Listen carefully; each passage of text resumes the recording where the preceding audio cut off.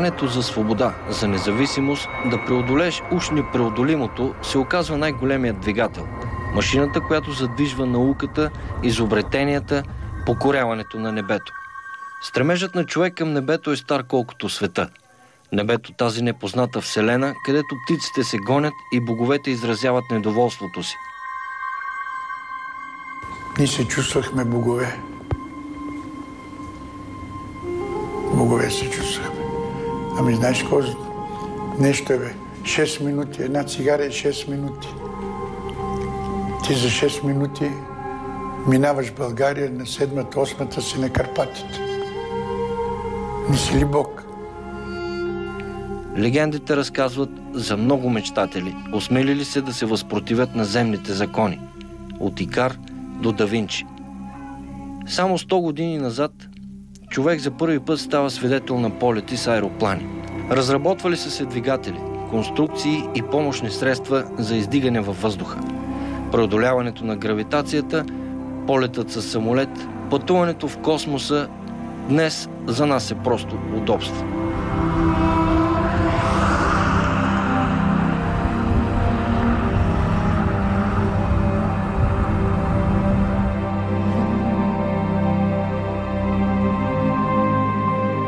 В зората на самолетостроенето през 1912 година, 9 години след първия полет, осъществен от братята Райт, един българин патентова своята конструкция за аероплан. Намираме се в експозиционната зала на Музея на авиацията на летище Пловдив. Това е първият български самолет, конструиран и патентован през 1912 година, но във Франция. Неговият конструктор е Георги Божинов. Роден на 1 януари 1879 година. Шлосер. Самоук авиоконструктор. Георги Божинов патентова във Франция проекта си за самолет. Предлагат му да започне серийното производство на самолета. Георги Божинов отказва, защото иска да построи самолета си в България.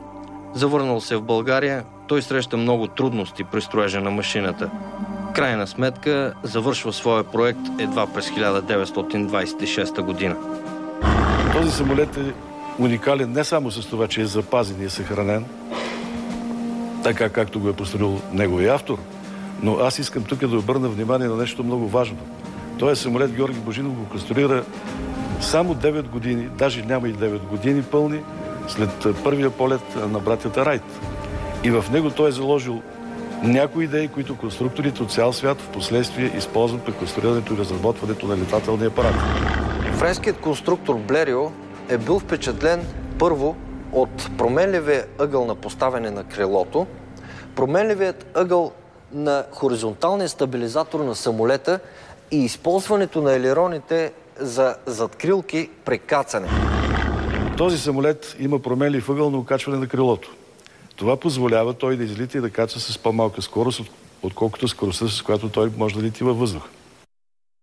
Георги Божинов залага една друга новост, нововведение, което е използвано едва след 50-те години при строителство на съвременни самолети.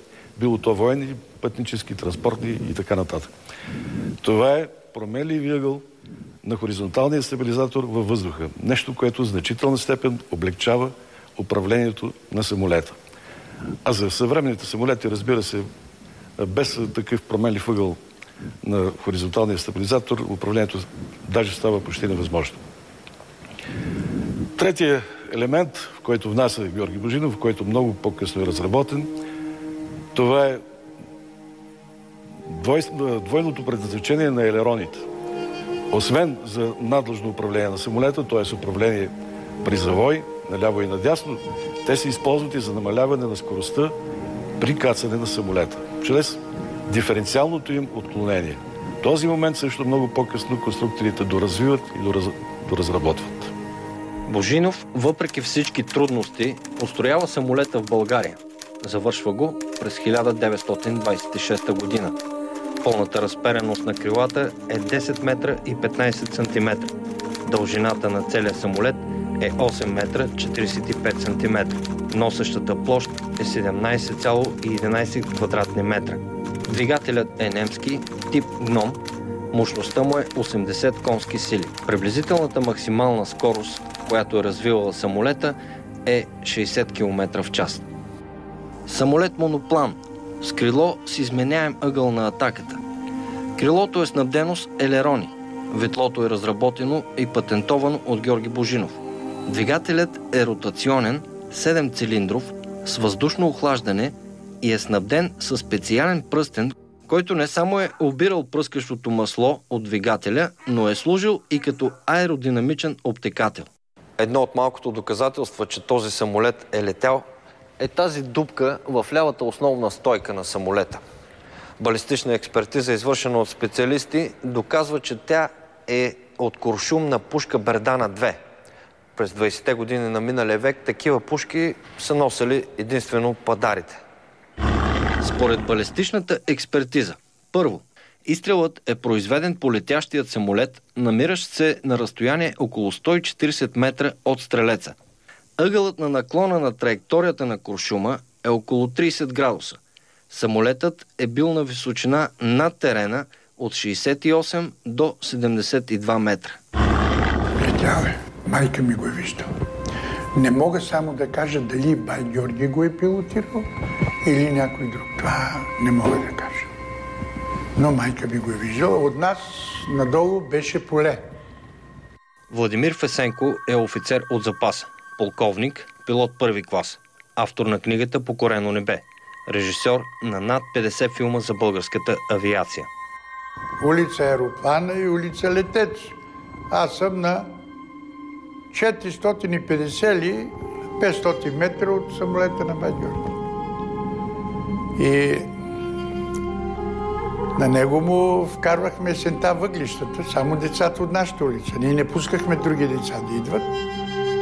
Вкараме му въглищата и той ни пускаше в самолета по 5-10 минути да ритаме педалите и да дърпаме лоста. И знаеш, че ни се струваше, че верно летиме. Нашата детска фантазия беше много силно развита. Това беха върховни мигове на щастие. На крилата на самолета, на едното крило пише се Георги, на другото пише Божинов. И аз се чудех защо трябва самолета да седи разглобен така. И по едно време почнаха да го боядисват. И аз се зарадвах. Викам, и най-после самолета на моето детство ще го сложа тук в музея. Какво беше очудването ми, като Георги Божинов изчезна. Боядисаха му името. Сложиха самолета и чета табелка. Самолет Блерио участвал в Балканската война, от което подкорието ми се изпоти. Гледам и не мога да повярвам. За мен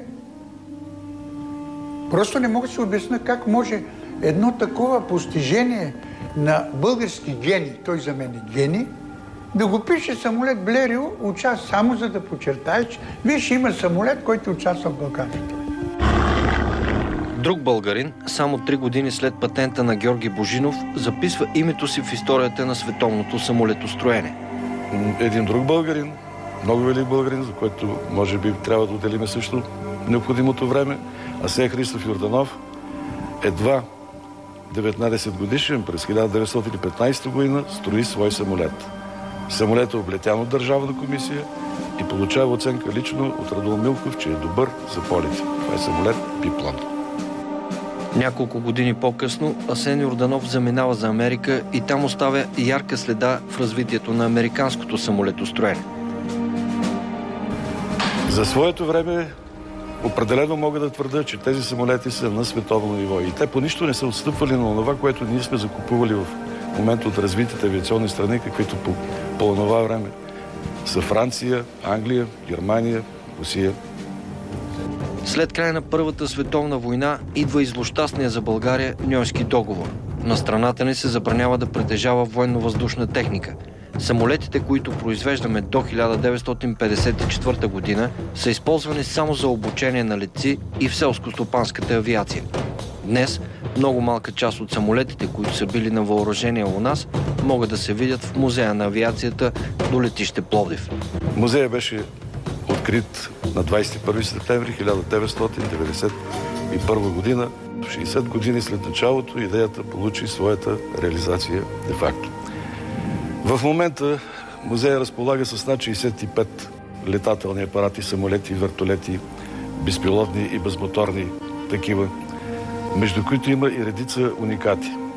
Да се лети е едно наистина невероятно изкуство, в което пилотът е артист, а неговата сцена е необятното синьо небе, без което не може да се живее.